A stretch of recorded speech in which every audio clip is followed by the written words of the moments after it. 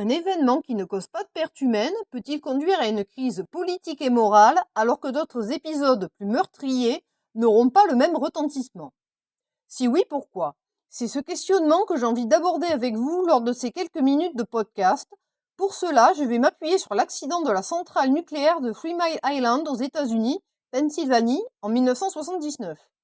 Celui-ci a fait l'objet en 2022 d'un documentaire en 4 épisodes, de 40 à 50 minutes environ, réalisé par Keith Davidson et actuellement visible sur Netflix. Tout d'abord, revenons sur le déroulé de l'accident et ses suites. Le 28 mars 1979, une panne dans le circuit secondaire du réacteur TMI-2 provoque l'arrêt des pompes d'alimentation en eau. La pression augmente, une soupape de décharge s'ouvre, mais reste bloquée ouverte, entraînant une perte de liquide de refroidissement. Les opérateurs, trompés par des indications ambiguës, ne diagnostiquent pas immédiatement la fuite et interrompent le système de refroidissement d'urgence. La baisse du niveau d'eau entraîne alors la surchauffe et la fusion partielle du cœur du réacteur. Les conséquences immédiates de l'accident découlent de la contamination radioactive importante à l'intérieur de l'enceinte du réacteur. Les autorités déclarent une situation d'urgence et par précaution, les femmes enceintes et les jeunes enfants sont invités à évacuer dans un rayon d'environ 8 km autour de la centrale. Au total, près de 140 000 personnes quittent temporairement la région dans les jours qui suivent. Dans les heures suivant l'accident, de l'eau est réinjectée dans le circuit primaire afin de refroidir le cœur du réacteur et stabiliser la situation.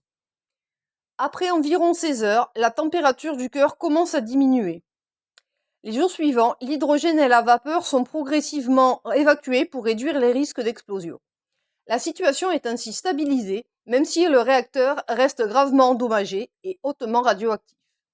La majorité des habitants évacués reviennent progressivement dans les semaines suivant l'accident. Les études menées par la suite concluent que les rejets radioactifs dans l'environnement sont restés relativement faibles. Aucune victime directe n'a été recensée.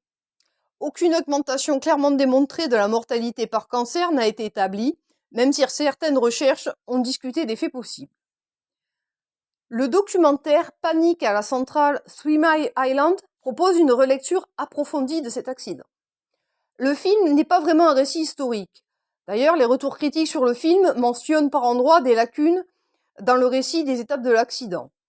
Il constitue toutefois un matériau particulièrement intéressant pour l'analyse des mécanismes de gestion de crise dans des contextes à forte incertitude technique, à enjeux sanitaires majeurs et à forte exposition médiatique. Le documentaire montre comment cet incident, en lui-même circonscrit, se transforme rapidement en situation critique en raison d'une combinaison de facteurs bien identifiés par la littérature sur les accidents majeurs. Accumulation d'alarmes contradictoires, lisibilité réduite des informations disponibles, surcharge cognitive des opérateurs et erreurs d'interprétation en salle de contrôle. La crise ne résulte donc pas uniquement d'une panne matérielle, mais d'un enchaînement socio-technique où l'organisation, les interfaces homme-machine et la formation jouent un rôle déterminant. L'un des apports centraux du documentaire réside dans sa mise en lumière de la gestion institutionnelle de l'incertitude. Les autorités politiques, les exploitants industriels et les experts scientifiques peinent à produire un diagnostic stabilisé de la situation, alors même que la population exige des réponses immédiates.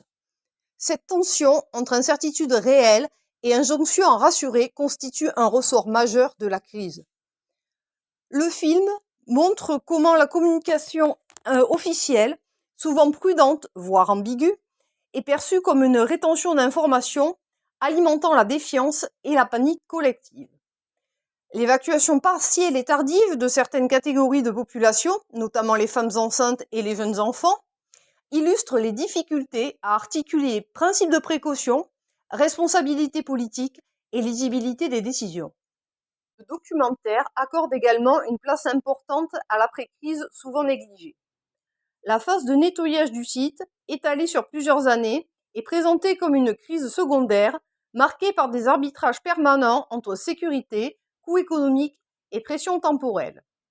Les témoignages de travailleurs et de lanceurs d'alerte, notamment ceux d'ingénieurs impliqués dans la décontamination, révèlent des conflits éthiques profonds.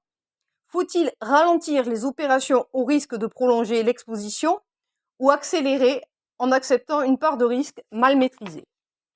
Sur le plan de la gestion de crise, Panique à la centrale met ainsi en évidence plusieurs enseignements structurants. D'une part, la crise nucléaire apparaît comme un révélateur des limites d'une approche strictement technicienne du risque. La maîtrise des systèmes ne suffit pas lorsque des dimensions humaines, organisationnelles et communicationnelles sont sous-estimées. D'autre part, le documentaire souligne le rôle central de la confiance, non comme préalable donné, mais comme construction fragile, susceptible de se rompre durablement lorsque la parole institutionnelle semble décalée de l'expérience vécue par les acteurs et les populations.